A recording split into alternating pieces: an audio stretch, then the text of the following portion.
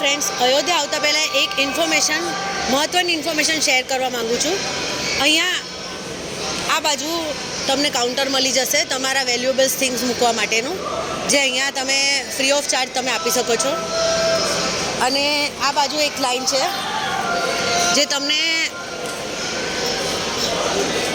આરતીના passes અહીંયા ફ્રીમાં મળે છે. આ કાઉન્ટર છે દેખાડ,